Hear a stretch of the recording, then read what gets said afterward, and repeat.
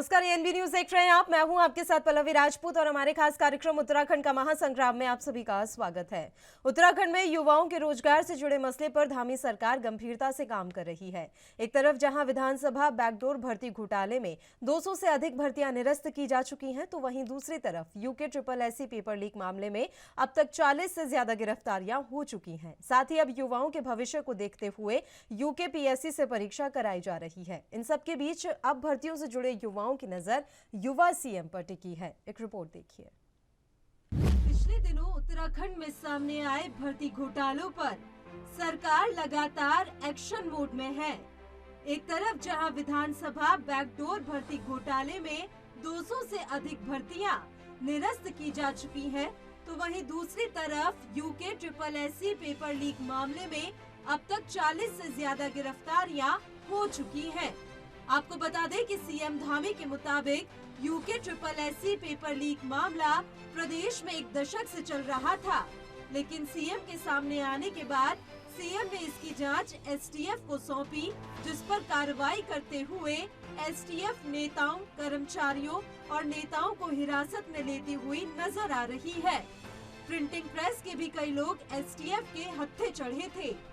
एक तरफ जहां सीएम धामी ने यूके SSSC पेपर लीक मामले में दोषियों को कड़ी से कड़ी सजा का अनुरोध किया था, तो वहीं दूसरी तरफ अग्रिम पेपर की तैयारियां कर रहे अभ्यर्थियों के भविष्य को ध्यान में रखते हुए परीक्षा कराने की जिम्मेदारी यूके PSC यानी लोक सेवा आयोग को सौंप दी थी, जिसका कैलेंडर भी जारी हो चुका है।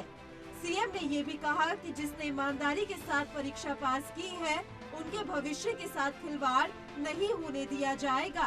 इसके साथ साथ हम यह भी ध्यान रख रहे हैं कि जहां ये जांच चल रही है, वहीं हमारे जो इसमें शामिल होने वाले परीक्षार्थी हैं या जिन्होंने परीक्षाओं में भाग लिया है, जिन्होंने योग्यता के और क्षमता के आधार पर, अपनी काबिलियत के आधार पर जिन्होंने स्थान बनाया या भविष्य में स्थान बनाने वाले, उनको किसी प्रकार का भी अहित न हो, उनकी परीक्षाएं देरी से न हो, उनके रिजल्ट समय से आएँ, उस पर भी हम विशेष फोकस स्टेटस है। युवाओं को क्या संदेश है? देखिए, एक तो क्या है कि हमने कहा है कि भ्रष्टाचार पर हम कतई भी कोई समझौता नहीं करने वाले हैं। चाहे कोई भी इसमें इन्वॉल्व होगा तो उसके खिलाफ कार्रवाई होगी।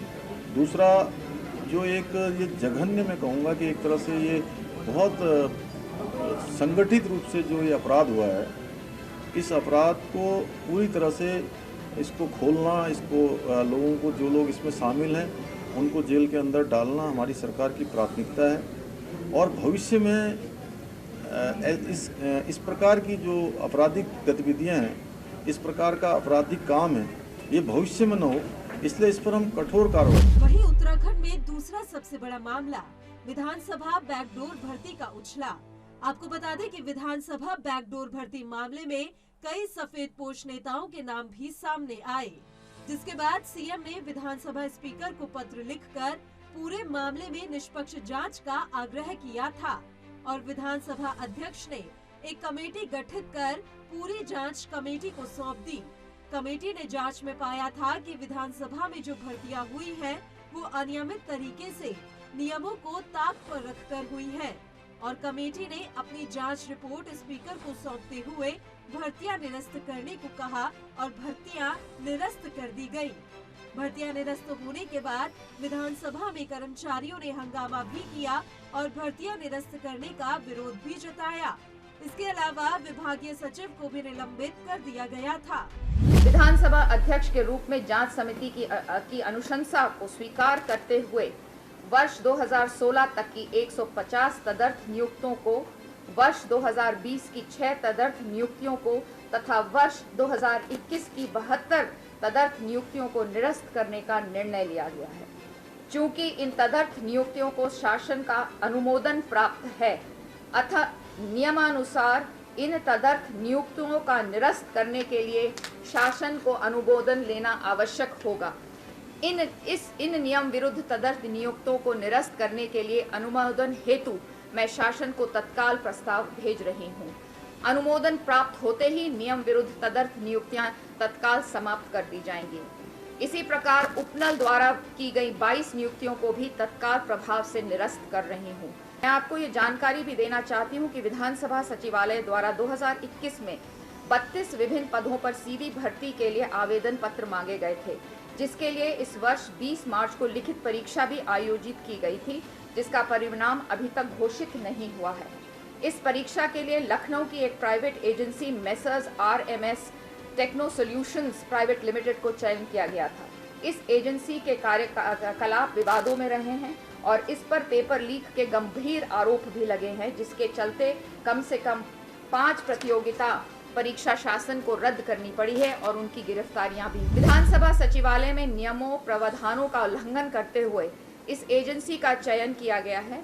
इसमें अनेक वित्तीय अनियमितताएं भी पाई गई हैं।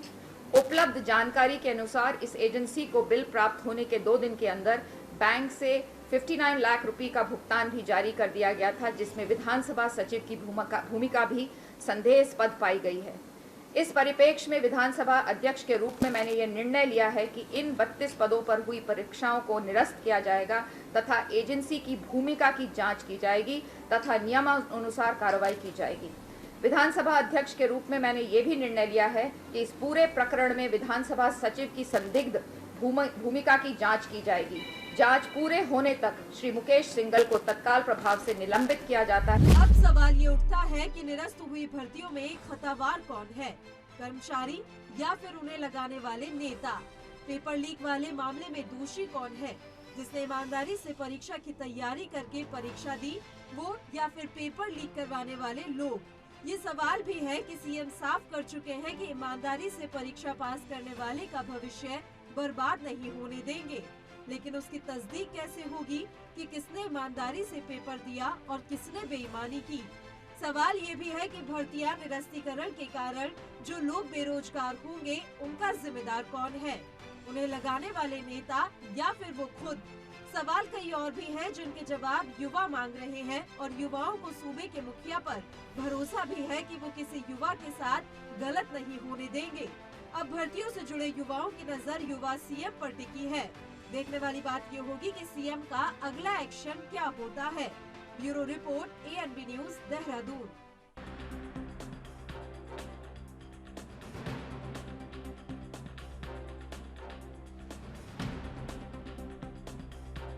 से अधिक भर्तियां निरस्त की जा चुकी हैं, तो वहीं दूसरी तरफ यूके SSSC पेपर लीक मामले में अब तक 40 से ज्यादा गिरफ्तारियां हो चुकी हैं। साथ ही अब युवाओं के भविष्य को देखते हुए यूके PSC से परीक्षा कराई जा रही है। इन सब के बीच अब भर्तियों से जुड़े युवाओं की नजर युवा सीएम पर टिकी है।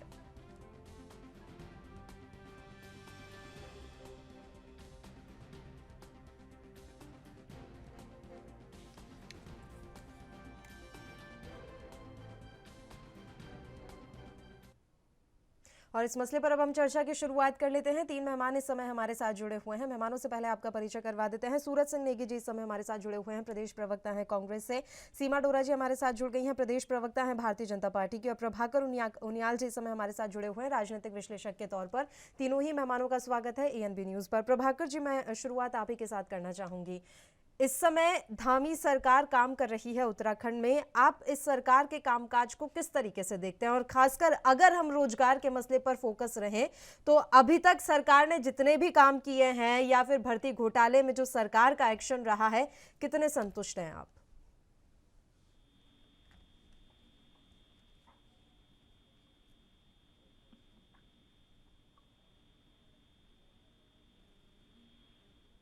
प्रभाकर जी तक आवाज नहीं पहुंच रही है। सीमा जी, आपको मेरी आवाज मिल रही है? जी। बताइए सीमा जी, फिर आप ही के साथ शुरुआत कर लेते हैं। लगातार धामी सरकार युवाओं के रोजगार के मसले पर गंभीरता से काम कर रही है। अब इस बीच जो ये 2-3 मसले सामने आए, उस पर भी सरकार ने कड़े एक्शन लिए हैं, तो उम्मीद की जा रही है कि उनके भविष्य को संवारने के लिए भी अब सरकार कोई ना कोई महत्वपूर्ण फैसला जरूर लेगी। बिल्कुल, सरकार वचनबद्ध है कि बेरोजगारों को रोजगार दिया जाएगा जितना हम दे सकते हैं, और बाकी स्वरोजगार योजना के तहत भी हमने रोजगार दिया और देते चले जाएंगे। तो इसमें जो भी धांधलियां बीच में आई सामने, उसके आपने सबने देखा होगा कि बाकायदा सरकार ने उस पर कड़े कदम उठाए और जो रद्द भी करे गए जो इस तरीके के हुए थे गलत निर्णय। बाकी आप ये देख रहे हो कि जहां पर भी हमको ऐसा लगेगा कि कठोर कदम उठाने की जरूरत है, वहां पर जरूर उठाए जाएंगे। चलिए सूरज जी, आवाज मिल रही है आपको? हाँ ठीक है। मिल रही है। बताइए सूरज जी, आपका भी एक रिएक्शन हमें चाहिए। रोजगार से जुड़े मसले पर धामी सरकार के कामकाज को कितने नंबर देंगे आप? देखिए, रोजगार की जहां तक बात है, उत्तराखंड में बेरोजगार परेशान है, कहीं रोजगार नहीं है, भर्तियों को जो है घोटाले का ग्रहण लगा हुआ है। और उत्तराखंड का जो नौजवान पिछले 5 सालों से तैयारी कर रहा है परीक्षा की, और उसको 5 साल के बाद भी वो ठगा का ठगा महसूस कर रहा है। इसलिए हम लोग जो है जो भारतीय जनता पार्टी के पिछले 5 साल का कुशासन रहा है, और जो ये धामी 2 सरकार है, इसमें भी युवाओं के भविष्य के साथ में ही कुछ नहीं हो पाया है। उनको रोजगार देने की दिशा में सरकार जो है कोई कदम नहीं उठा पाई है। इसलिए कांग्रेस पार्टी जो है युवाओं को रोजगार देने के मामले में धामी सरकार को 0/0 नंबर देना चाहती है। ठीक है प्रभाकर जी, आवाज मिल रही है आपको? हाँ मिल रही है। बताइए प्रभाकर जी, मैं आपसे जानना चाह रही थी कि युवाओं के रोजगार से जुड़े मसले पर आप धामी सरकार के कामकाज को किस तरीके से देख रहे हैं? देखिए, सरकारियाँ खोली हैं और जो लोक सेवा आयोग है उसने टाइम टेबल जारी कर दिया है। तो बहुत जल्दी ही सरकार बहुत तेजी से मुझे लगता है इस ओर काम कर रही है। और जो गड़बड़ियां पिछले हुई थी पेपर में लीक वाले में जो था, उसके मामले में कार्रवाई कर रही है एसआईटी गठन, और लोग पकड़े भी गए हैं। तो दोनों मोर्चे पर सरकार काम कर रही है। एक तो जो दोषी हैं उनको सजा दिलाने के लिए पूरा प्रयास कर रही है, और दूसरा जो नई भर्तियां हैं, जो बेरोजगारों को रोजगार देने का काम है, वो भी तेजी से आगे बढ़ रहा है। तो इन दोनों को देखते हुए धामी सरकार को अच्छे, हम समझते हैं प्रदर्शन को अच्छा आंका जा सकता है। चलिए अब हम बहस की शुरुआत कर लेते हैं। सूरज जी, अब मुझे आप यही बताइएगा, यूके SSSC का जो मामला आया उसमें आपको खुद सीएम धामी की लापरवाही कहाँ नजर आई? वो तो ऐसे सीएम रहे जिन्होंने अपनी ही सरकार के खिलाफ जांच के आदेश दे दिए, STF गठित कर दी, और कितनी गिरफ्तारियां हुई हैं। उसके बावजूद भी अगर हम सीएम को कटघरे में खड़ा करेंगे तो ये कितना सही है? देखिए पल्लवी जी, यहाँ पर जो है जो परिस्थितियां हैं, पिछले 5 सालों में उत्तराखंड की जनता ने प्रचंड बहुमत के साथ भारतीय जनता पार्टी की सरकार बनाई, और प्रदेश में नहीं केंद्र में भी जो है प्रचंड बहुमत की भारतीय जनता पार्टी की सरकार होते हुए जिस प्रकार से भर्तियों में जो है घोटाले पर घोटाले उजागर हुए, और कांग्रेस पार्टी ने इन घोटालों को की जांच कराने के लिए सदन से लेकर सड़क तक संघर्ष करने का काम किया, और उसी दबाव में धामी जी ने जांच बिठाई। परंतु जहां तक जांच का प्रश्न है, छोटी मछलियां तो ठीक है वो गिरफ्त में आ गई हैं, परंतु इन घोटालों के पीछे कौन वो बड़े सपोर्टिव नेता हैं, अफसर हैं, उन पर जो है धामी सरकार अभी तक हाथ डालने में असफल रही है, हाथ डालने में उन पर कतरा रही है। केवल हमारा कहना है कि केवल छोटे लोगों पर शिकंजा कसने से काम नहीं चलेगा। जो बड़े सफेद पोश हैं, जिनके इशारों पर हाकम सिंह जैसे लोग काम करते हैं, जिनके इशारों पर ये घोटाले होते हैं, भ्रष्टाचार होता है, उन सफेद पोशों को सरकार जो है अभी तक कटघरे में नहीं ला पाई है। और जो ब्यूरोक्रेसी STF तो अपना काम कर रही है ना सर, STF तो अपना काम कर रही है ना, ऐसा तो नहीं है कि सीएम और कैबिनेट के मंत्री जांच करवा रहे हो। बिल्कुल काम कर रही है जी। परंतु मैं ये कहना चाहता हूं कि आज तक भी कोई जो बड़े नेता हैं, बड़े अधिकारी हैं, वो जांच से बाहर क्यों हैं? इसलिए हमारा प्रश्न है कि ये केवल और केवल नीचे के लोगों को जो है गिरफ्त में लेने से काम नहीं चलेगा। जो सफेद पोश, जिनकी सह पर हाकम सिंह जैसे लोग और दूसरे लोग ये भ्रष्टाचार करते हैं, घोटाला करते हैं, उत्तराखंड के नौजवानों के साथ में छलावा करते हैं, उन लोगों पर कार्रवाई होनी चाहिए। और जब तक वो सफेद पोश और बड़े अधिकारी जो मगरमच्छ हैं, वो जब तक सलाखों के पीछे नहीं जाते, कांग्रेस तब तक चुप बैठने वाली नहीं है। क्या करेगी कांग्रेस आगे, जरा इसका जवाब मुझे जरूर दीजिएगा। एक बार मैं सीमा जी का रुख कर लेती हूँ। देखिए सीमा डोरा जी, आ देखिए रही हूँ हम विपक्ष वापस आ में रही हूँ हैं, वापस आ रही हूँ नेकी साहब, वापस आ रही हूँ हम आ विपक्ष रही हूँ में हैं। सर, आ रही हूँ। हम आप हमारा अपना काम यह जो है भी एक्शन होगा वो विस्तार से संघर्ष करना बताइएगा। है। अभी पहले मुझे एक बार सीमा जी का रुख करने दीजिए। सीमा डोरा जी, अब सवाल यह है कि बैकडोर से विधानसभा में जो भर्तियां हुई, आप कर्मचारियों की नियुक्तियां जो है रद्द कर रहे हैं। आप ये बताइए ना, इसमें कर्मचारियों का दोष है या फिर जिन्होंने भर्ती किया उनका दोष है? आप 200 से ज्यादा अधिक नियुक्तियों को निरस्त कर रहे हैं, ये लोग तो बेरोजगार हो गए, आगे क्या एक्शन होना किस पे चाहिए था? इन नियुक्तियों को निरस्त करने पर या जिन्होंने इन्हें भर्ती किया उन पर एक्शन होना चाहिए? देखिए, स्टेप बाय स्टेप काम होता है। पहला स्टेप ये होना चाहिए था, जो हुआ कि जो गलत भर्तियां की गई हैं उनको सबसे पहले निरस्त कर दिया जाए। अगर आप ये कहते हो कि उनको बेरोजगार कर दिया गया, अगर कोई गलत तरीके से गलत लोगों को डाल देगा जो उसके काबिल नहीं थे, तो उनको तो निरस्त करना ही चाहिए ना। और बेरोजगारी की बात तो ऐसे तो पता नहीं कितने बेरोजगार बैठे, लेकिन जिनका हक होना चाहिए था उनका हक उनको नहीं दिया गया और अपने लोगों का हक दे दिया गया। तो बेरोजगार तो वो भी थे, ऑब्वियस सी बात है, लेकिन वो गलत थे, वो उस जगह के काबिल नहीं थे। और अगर होते तो वो सही तरीके से आते। ऐसे तो हम अपने अपने अगर नेताओं को कहेंगे तो दुनिया भर में बेरोजगारी तो देखो पूरे वर्ल्ड में है इस समय। और अगर लोगों के पास होता भी है तो अगर अपनों को अच्छी जगह सेट करने की बात करी जाए तो वो प्राइवेट नौकरी छुड़वा कर भी या हल्की नौकरी छुड़वा कर भी अपने लोगों को सेट कर देते हैं। तो ये तो एक हमने एग्जाम्पल सेट करा कि आप कितने भी ऊंचे पद पर हो और आप कितनी भी ऊंचे जो है अप्रोच लेकर आप नौकरी अगर ले लेते हो, जो कि आगे आपका क्या? राइट नहीं था, तो सबसे पहला कदम हमने ये उठाया कि हमने भर्तियां निरस्त करी जो बहुत जरूरी थी। जी। और उससे लोगों ने हमें सम्मान दे दिया कि हाँ बिल्कुल सही निर्णय लिया आप लोगों ने।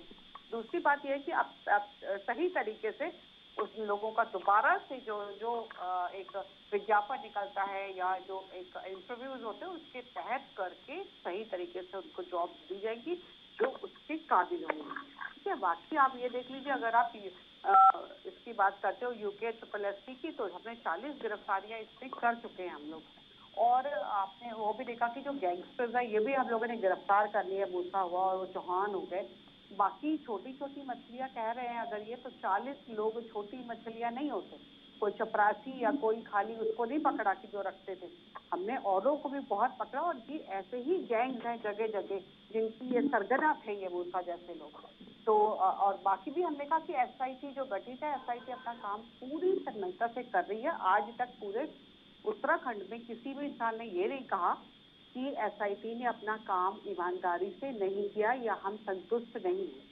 तो SIT बहुत अच्छे से काम करिए और आगे भी जो भी लोगों को हमें ऐसा लगेगा कि जो इन्वॉल्व हैं हम उनको शामिल बिल्कुल गिरफ्तार करेंगे। विधानसभा हाँ, भर्तियों के बारे में थोड़ा ज्यादा आप मुझे जानकारी दें सीमा जी कि कितने लोगों की आगे गिरफ्तारियां होंगी जिन्होंने ये भर्ती करवाए हैं?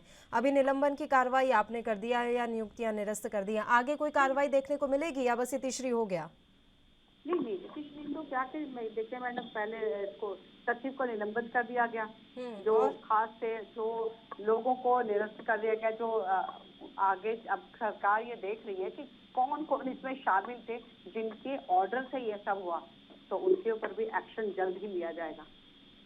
उस जल्दी का कोई समय सीमा अभी निर्धारित नहीं की गई है? डेफिनेटली आपने देखा कि अब जब 40 गिरफ्तारियां इतनी जल्दी हो गई हैं और भी वो कितने यूके केसेस SSSC के मामले में हुई है ना। और वही बात तो सूरज जी कह रहे थे कि हाकिम सिंह जैसे लोग जिनके इशारों पर काम कर रहे हैं उनका तो अभी अता पता नहीं है ना। तो वही तो बात है कि चीजें इतनी भी साफ नहीं है। देखिए, थोड़ी बहुत तस्वीरें धुंधली है और CM अपना काम बखूबी निभा रहे हैं, ये भी हम मान रहे हैं, लेकिन तस्वीरें इतनी भी साफ नहीं है कि पानी की तरह सब कुछ पारदर्शी हो।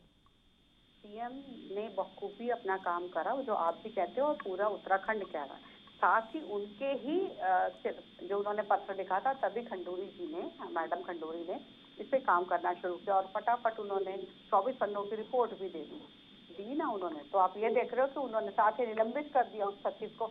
अब चल रहा है ये सारा प्रोसीजर, धीरे धीरे ही होता है कि किस तरीके से ऊपर से शुरुआत की जाए या नीचे से शुरुआत करी जाए। लेकिन हाँ, शुरुआत हो चुकी है और बहुत जल्द आपके पास ये निर्णय भी आ जाएंगे कि आप आगे की क्या करवाइए।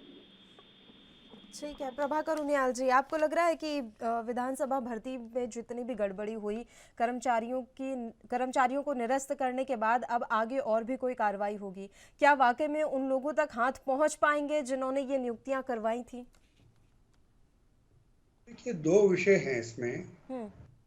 एक तो ये जो नियुक्ति वाला मामला है, जो लोग नियुक्त हुए वे पात्र थे या नहीं थे। हम्म। अगर कोई किसी अपात्र की नियुक्ति हुई है तो गंभीर बात है, लेकिन यदि पात्र की नियुक्ति हुई है और जो भी प्रक्रिया थी, निर्धारित प्रक्रिया थी, जो व्यवस्था थी, उसके अंदर वो लोग सेवा में आए हैं, तो उनका दोष क्या है? वो तो भाई संविधान ने अध्यक्ष को अधिकार दिया और अध्यक्ष ने उस अधिकार का पालन करते हुए उनको नियुक्ति दी, जो भी प्रक्रिया थी उसके अनुसार किया। और उनमें से जिनकी नौकरी लगी वो किसी और नौकरी, वो कोई काम धंधा छोड़ के आया होगा, या जिसकी नौकरी लगी उसका किसी ने रिश्ता किया होगा, अपनी बेटी दी होगी, भाई इसको नौकरी लग गई। तो वो जो मानवीय पक्ष है उसका दोष उनका नहीं है, दोष उनका है जिन्होंने उनको गलत नियुक्ति दी या भाई भतीजावाद किया या किसी और आधार पर नियुक्ति की। दोषी वो हैं जिनको रोजगार की आवश्यकता है और वो पात्रता की शर्तें पूरी करते हैं, वो भी तो राज्य के बच्चे हैं, वो भी तो बेरोजगार है, उनके प्रति किसी का कोई कर्तव्य नहीं है क्या? बिल्कुल। इसमें दूसरी बात है कि जो बाकी बेरोजगार है, जिनको रोजगार की आवश्यकता है, उनको भी रोजगार दिया जाना चाहिए। आपस में जो हितों का संघर्ष है वो नहीं होना चाहिए कि जिनको मिल गया उनको रोजगार मिल गया और बाकी को नहीं मिलेगा, ये नहीं होना चाहिए। कुछ को आपने रोजगार दे दिया, जो भी किया ठीक किया, लेकिन दूसरों को भी रोजगार देना चाहिए। और मुख्यमंत्री जी इस दिशा में काम कर रहे हैं। लोक सेवा आयोग को भर्ती खोल दी है और वो उनकी कैलेंडर जारी हो गया है। तो क्योंकि ये प्रक्रिया औरों को भर्ती करने की आगे बढ़ रही है, तो मुझे नहीं लगता कि निरस्त करने वाला मामले की जगह अगर ये स्क्रूटनी होती, स्ट्रिक्टली होती कि अगर कोई अपात्र है तो उसको हटाया जाता, या कोई गलत प्रक्रिया से आया तो उसको हटाया जाता। सबको हटा जाने से ये भी एक प्रकार का अन्याय है, तो उस पर थोड़ा स्क्रूटनी गंभीरता पूर्वक से विवेक पूर्वक की जानी चाहिए थी, ऐसे कठोर कदम उठाने से पहले। मेरा यह व्यक्तिगत रूप से मेरी मान्यता यह है। बिल्कुल, आपने सही कहा कि अगर छटनी की जाती तो ज़्यादा बेहतर रहता, क्योंकि वाकई में इन 200 के 200 लोग अपात्र होंगे ये ज़रूरी नहीं है। लेकिन बात वही थी ना कि कब तक इस तरह की छटनी करते रहते, और बहुत सारी चीज़ें भी बात इसमें निकल कर सामने आ रही थी। सूरज सिंह नेगी जी, अभी जो प्रभाकर जी ने एक एग्जाम्पल भी दिया, उसके अलावा उन्होंने ये उदाहरण के साथ साथ कहा है कि स्क्रूटनी करते तो ज़्यादा सही रहता, 200 के 200 लोग निकाल दिए गए, ये ठीक नहीं था। लेकिन सीमा जी ने इस बात पर ये कहा कि ऐसे तो पूरी दुनिया में इस समय बेरोजगारी फैली हुई है, किस किस का देखते रहेंगे? देखिए पल्लवी जी, विधानसभा में जो नियुक्तियां हैं, कांग्रेस पार्टी का शुरू से मानना रहा है कि राज्य गठन से लेके और आज तक जितनी भी नियुक्तियां हुई हैं उन सब की जांच होनी चाहिए। उनमें नियम कानून का पालन किया गया कि नहीं किया गया, उनमें कितना भ्रष्टाचार हुआ, कितना भाई भतीजावाद हुआ, ये सब होना चाहिए था। परंतु विधानसभा अध्यक्ष के द्वारा केवल 2 अध्यक्षों के कार्यकाल को ही इसमें सम्मिलित किया गया, बाकी लोगों को छोड़ दिया गया। तो और उसके बाद आपने, ठीक है, जिन कर्मचारियों ने गलत तरीके से नियुक्ति पाई, आपने उनको नियुक्तियां निरस्त कर दी। परंतु जिन लोगों ने उनको नियुक्तियां दी, गलत तरीके से नियुक्तियां दी, क्या वो दोषी नहीं है? सरकार उनके खिलाफ कब कार्रवाई करेगी, ये सरकार को बताना पड़ेगा। ये अब सीमा जी कह रही है कि ऊपर से करें, नीचे से करें। अरे भैया, जो है एक गरीब पर तो कोई भी डंडा चला लेगा। इन कर्मचारियों पर ठीक है, इन्होंने गलत तरीके से नियुक्तियां दी, आपने इनकी नियुक्तियां निरस्त कर दी। पर जो आका है बड़े बड़े, जिन लोगों ने भ्रष्टाचार किया, जिन्होंने नियम कानूनों की धज्जियां उड़ाई, अपने विशेषाधिकारों का जो है हनन किया, विशेषाधिकारों का दुरुपयोग किया, तो उन लोगों पर कुछ कार्रवाई हुई नहीं, उन पर आप कुछ नहीं करेंगे। उन शक्तिशाली लोगों के आगे आप बौने साबित हो रहे हैं, तो ये ठीक नहीं है। गरीब को मारना तो आसान है, उसको डंडा मार लो, आप उसको नौकरी से निकाल दो, कुछ भी कर दो, उसका से चलेगा। परंतु क्या और लोग जो सम्मिलित हैं उन पर कब तक सरकार कार्रवाई करेगी, ये भी तो समय सीमा तय होनी चाहिए, या करेगी या नहीं करेगी, क्या नहीं, उनके आगे सरकार कार्रवाई हाथ करेगी बांध ये के तो खड़ी क्या ही रहेगी? नहीं है ना। सीमा जी ने भी तो ये बात कही कि देखिए विधानसभा में नियुक्तियों के मसले पर कार्रवाई हुई कब, जब सीएम ने पत्र लिखा। देखिए पल्लवी जी, जी जब देखिए जी। कि जब एक दोष सिद्ध हो गया है कि बिना प्रक्रिया के गलत तरीके से नियुक्तियां दी गई हैं, तो दोनों कार्रवाई एक साथ क्यों नहीं की गई? अब कब तक हम लोगों को इंतजार करना पड़ेगा? ये जो बेरोजगार हैं, इनके परिवारों को, इनको कब तक, उत्तराखंड के जनमानस को कब तक इंतजार करना पड़ेगा कि सरकार बड़े लोगों पर, बड़े मगरमच्छों पर भी जो है हाथ डालेगी? ये कब तक होगा? कब तक हमको ये उत्तराखंड के जनमानस को इंतजार करना पड़ेगा? ये भी तो इनको बताना पड़ेगा ना, कोई समय सीमा है या नहीं है। सीमा जी, देखिए, जो विधानसभा अध्यक्ष के हाथ में जो था, उनको ये मुख्यमंत्री जी ने कहा था कि इस पे जांच करिए और इतना निर्णय दीजिए, तो उन्होंने अपना बड़ी ही ईमानदारी के साथ अध्यक्षा ने उस पे कार्रवाई करी और जो उन्होंने निर्णय दिया बिल्कुल सही था। उन्होंने बाकायदा लिखा है कि हाँ, इस दौरान जितने भी जो अपॉइंटमेंट हुए हैं वो उनमें गड़बड़ियां थी, किसी विज्ञापन के बिना उनको अपॉइंट करा गया, और हाँ, सब के सब एक दूसरे के परिवारवाद से ही रिलेटेड थे। तो इस बात को उन्होंने स्वीकारा। जब उन्होंने इस बात को स्वीकारा, बाकायदा लिखित में दिया, तभी उनकी निरस्त हुई भर्तियां। कोई ऐसा नहीं था कि हम लोगों ने, अगर हम उनमें से किसी, आप छटनी की बात करें, बहुत अच्छी बात कह रहे थे, आप छटनी कर देते तो भी ये बात आती कि छटनी करी, फिर उसमें से कुछ अच्छे लोगों को रख लिया जो अपने अपने थे, बाकियों को हटा दिया।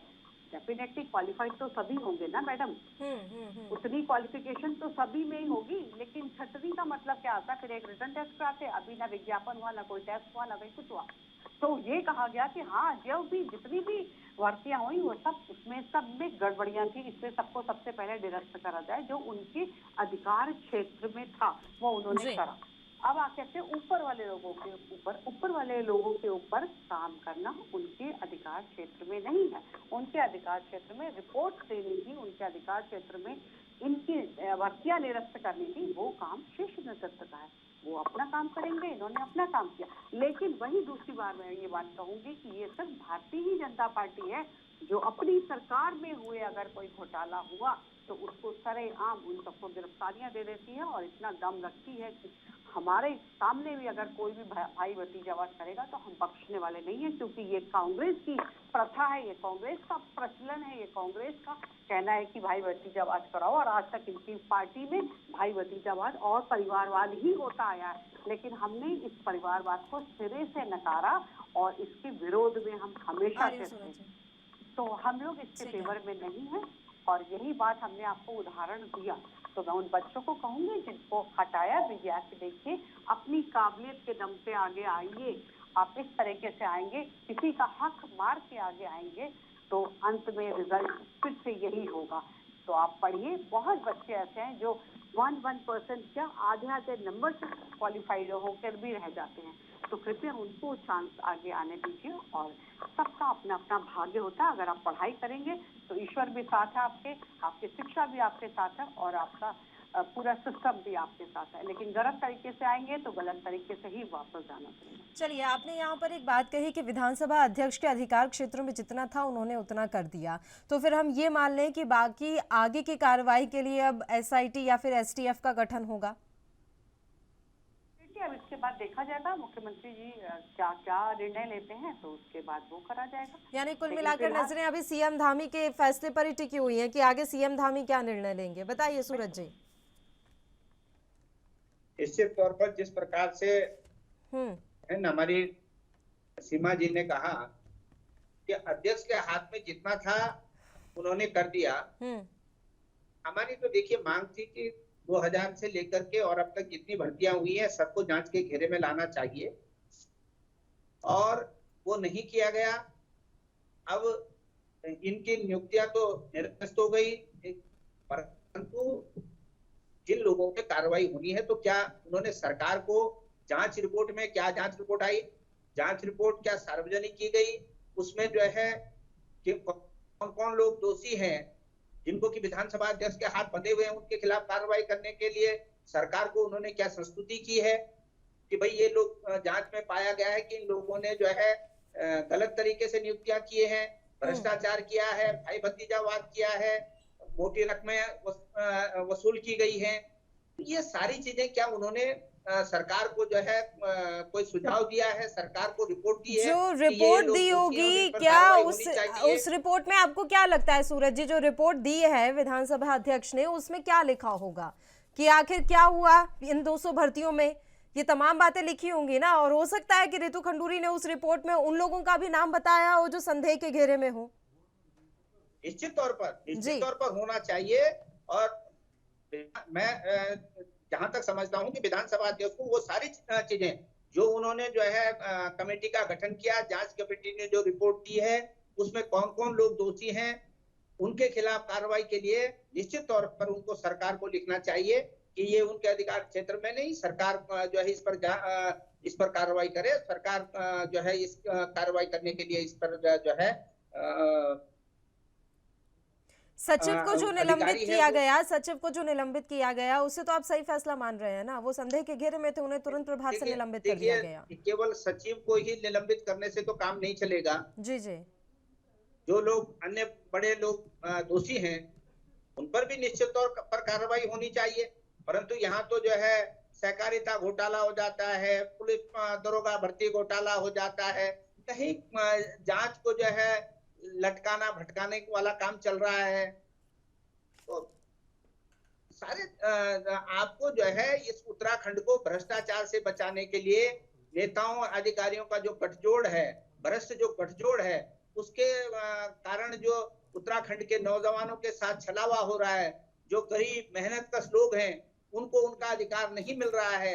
इस प्रदेश में एक स्वस्थ परंपरा कायम करने के लिए, भ्रष्टाचार को भगाने के लिए बहुत तेजी से काम करने की आवश्यकता है।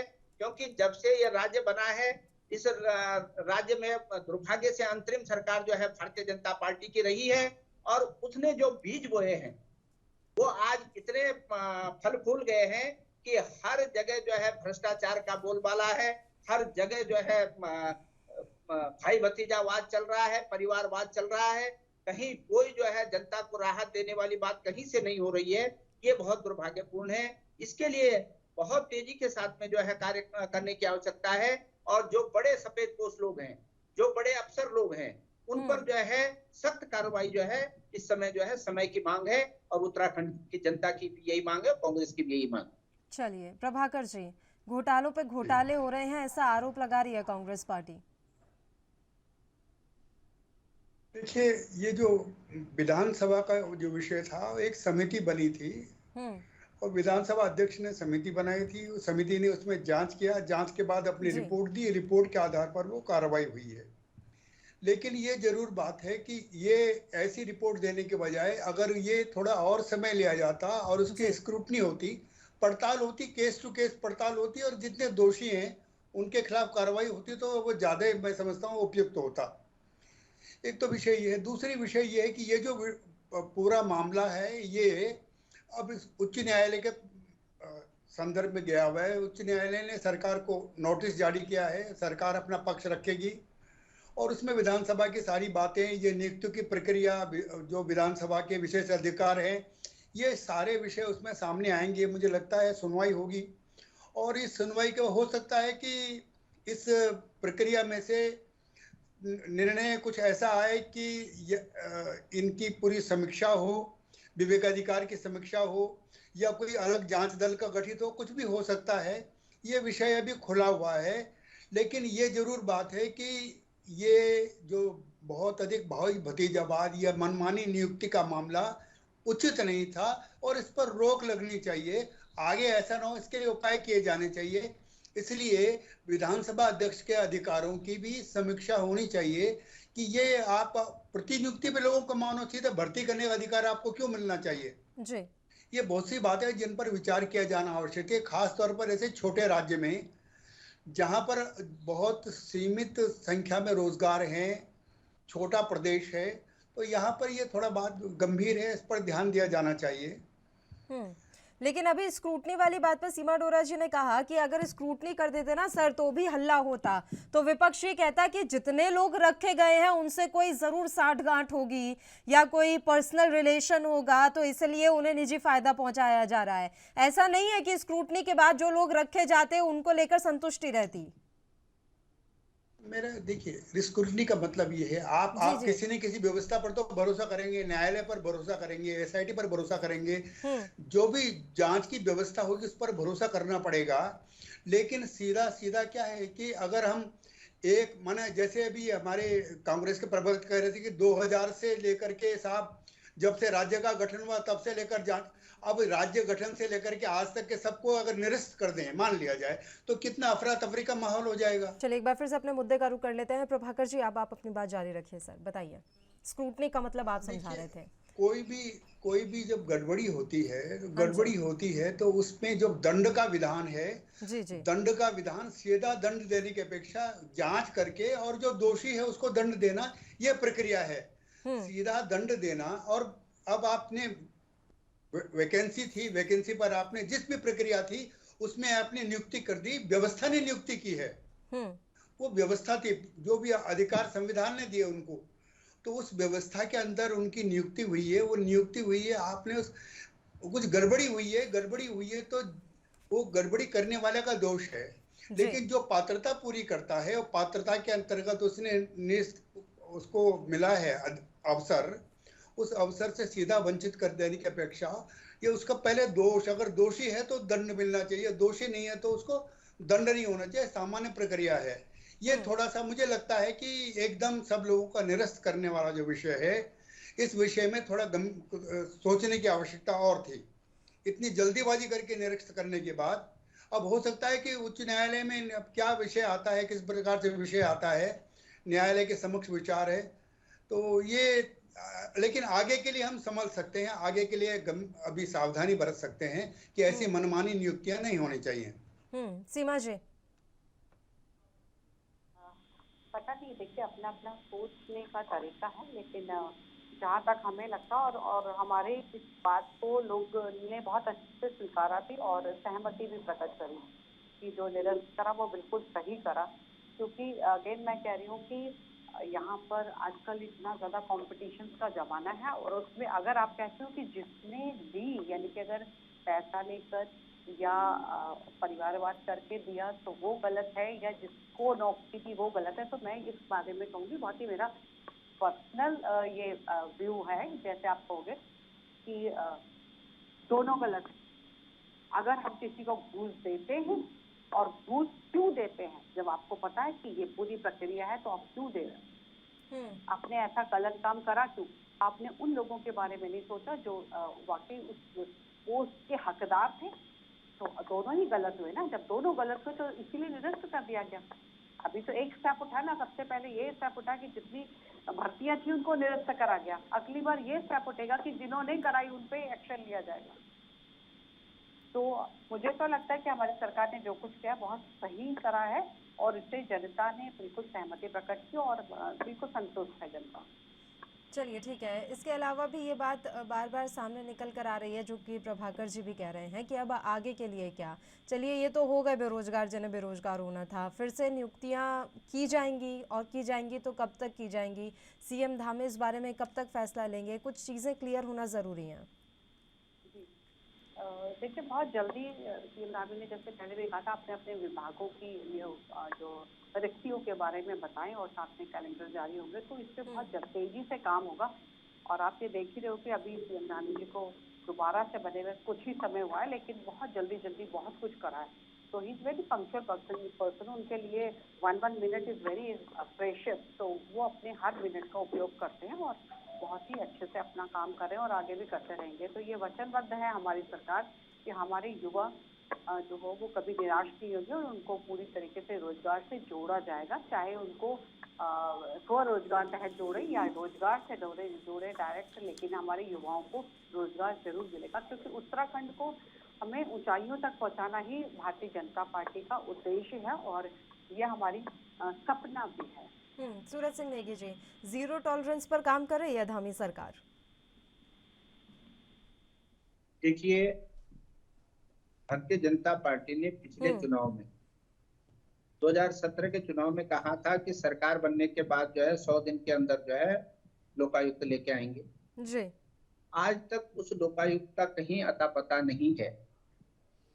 और जब लोकायुक्त आपको नहीं रखना है, आप कहते हैं कि हम बहुत अच्छा काम कर रहे हैं, तो हमारा कहना है कि लोकायुक्त कार्यालय का जो स्टाफ है आपने उसको क्यों वेतन दे रहे हैं? अब जब आप सब काम ईमानदारी से कर रहे हैं तो उनको वेतन देने की क्या आवश्यकता है?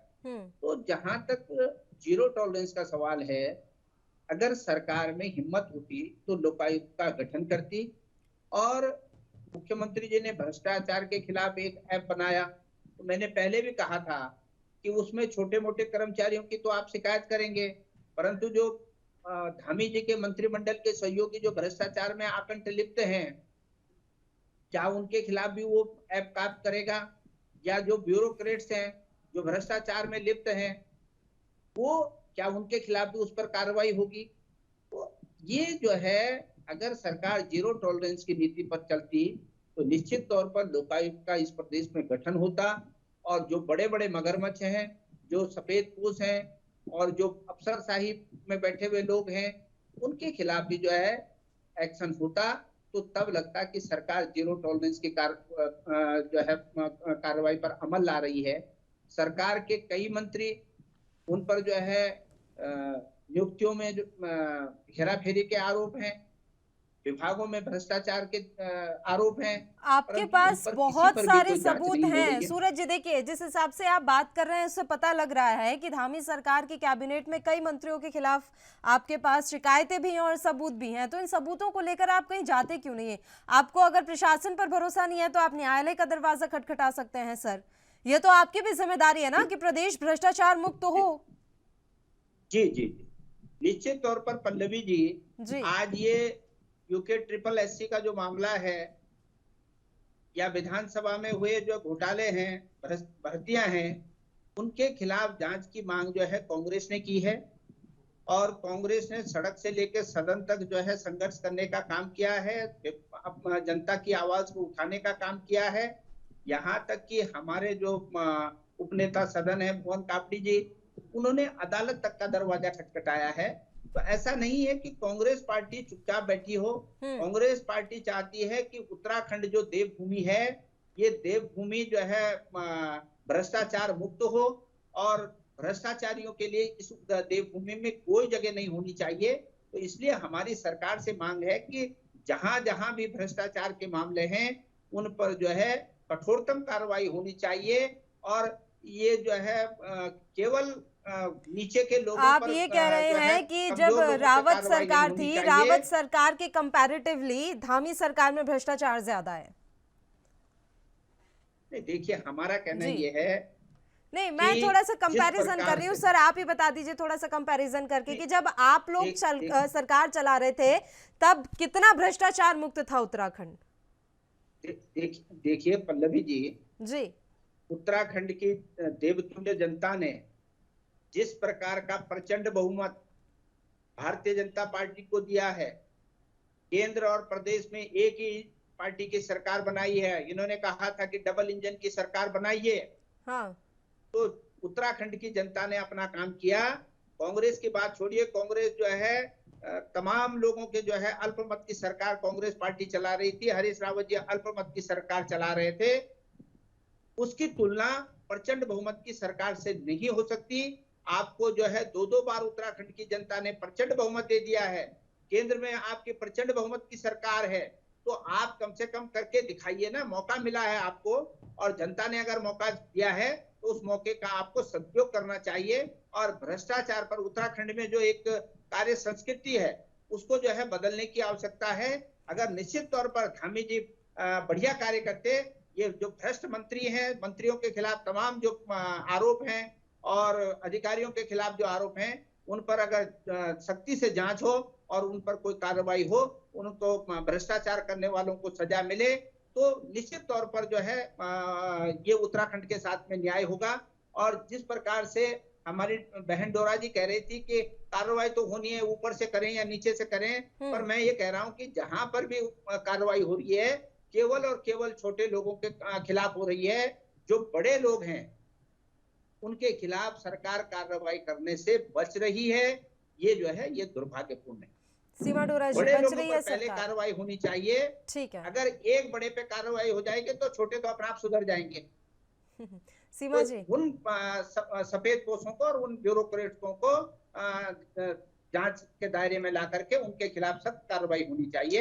ये उत्तराखंड की जनता को सरकार की ओर से अभी संदेश भी जाना चल रही है सर, जांच रुकी थोड़ी ना है, जांच चल रही है। उम्मीद कर सकते हैं कि जो सफेद पोश इन चलो तमाम, हम भी उम्मीद कर लेते हैं ठीक है आप भी उम्मीद कि कीजिए, लेकिन आप थोड़ा विपक्ष की भूमिका सरकार भी जो है निभाइए अच्छी कि जांच आपके करे पास तमाम और कैबिनेट के मंत्रियों की निश्चित तौर जानकारी पे है लेकिन कुछ कर नहीं रहे हैं। दूध का दूध और पानी का पानी हो।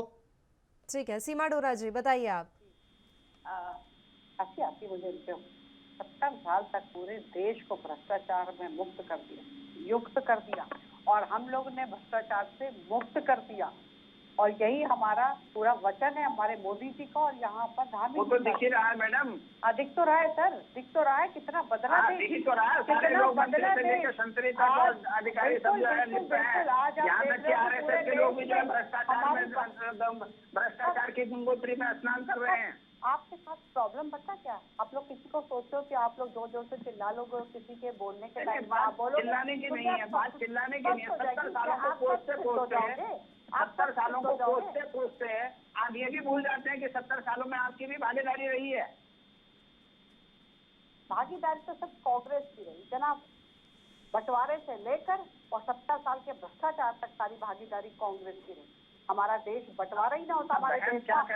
अगर आपके जैसे नेहरू जी जैसे ना होते, हमारे जो अपने स्वार्थ के लिए आजाद भी नहीं होता जी, नहीं देश तो आजाद भी नहीं होता। नेहरू जी नहीं होते, गांधी जी नहीं होते, सरदार पटेल नहीं होते, शास्त्री जी नहीं होते, और तो ये देश आजाद भी नहीं होता। शास्त्री जी का मतलब शास्त्री जी को मतलब बेटिए आप, शास्त्री जी और पटेल क्यों?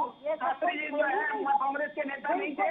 शास्त्री जी स्वतंत्रता संग्राम सेनानी नहीं थे। स्वतंत्रता सेनानी थे, स्वतंत्रता सेनानी थे आप फिर से भूल रहे हो। स्वतंत्रता सेनानी में और कांग्रेस के नेता में फर्क है जो आप लोग कभी नहीं बता पाए आज तक जनता को। क्यों स्वतंत्रता संग्राम सेनानी नहीं थे? बता ही नहीं पाए। सुभाष चंद्र बोस वो नहीं थे क्या?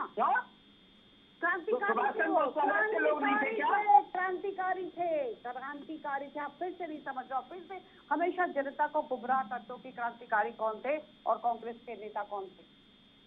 कभी भी नहीं कहा था। हिंदू महासभा के लोग नहीं थे, मैं आपको अंग्रेजों का गुलाम नहीं थे, गुलामी करने वाले नहीं थे, अंग्रेजों की कारोबारी करने वाले लोग नहीं थे। आप लोगों ने करी गुलामी, तो आप लोगों ने करी। अरे गुलामी तो आप लोगों ने करी, वो तो इतिहास है। सुनिए तो सही था, सुनने बोले तो देंगे ताकि जनता तो सुन सके। जनता सुन सके तो आपको आजादी का इतिहास ही पता नहीं है ना।